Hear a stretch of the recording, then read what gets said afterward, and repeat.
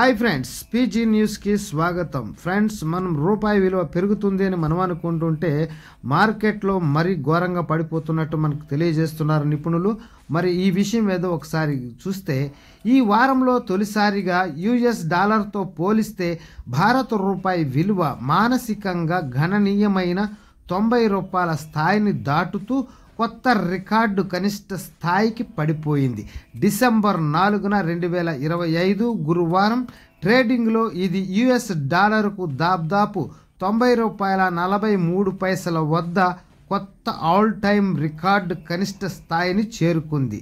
ఈ సంవత్సరం ఆసియా అత్యంత చెత్త పనితీరు కనబరిచిన కరెన్సీలలో ఒకటిగా నిలిచిన రూపాయి విలువ నిరంతర క్షీణతకు ప్రపంచ మరియు దేశీయ కారకాల కలయిక కారణమైంది.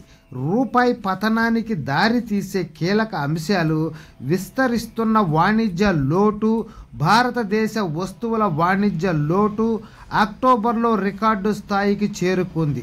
దిగుమతిదారులతో యుఎస్ డాలర్కు డిమాండ్ పెరిగింది.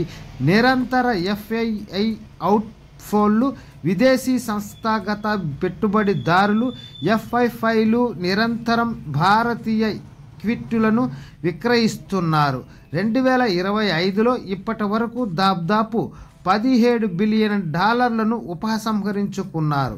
భారత్ యుఎస్ వాణిజ్య ఒప్పందం ఆలస్యం. భారతదేశం మరియు యుఎస్ మధ్య వాణిజ్య ఒప్పందాన్ని ఖరారు చేయడంలో కొనసాగుతున్న అనిశ్చితి మరియు జాప్యాలు, ఇందులో భారతీయ ఎగుమతులపై అధిక సుంకాలు ఉన్నాయి, మార్కెట్ సెంటిమెంట్పై తీవ్ర ప్రభావం చూపాయి.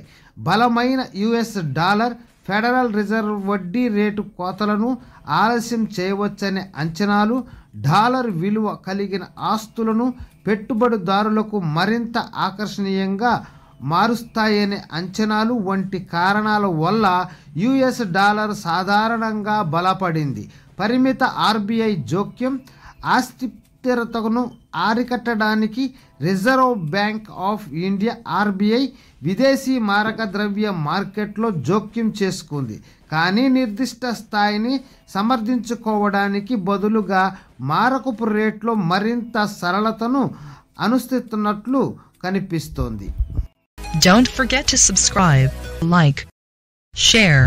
Thanks for watching.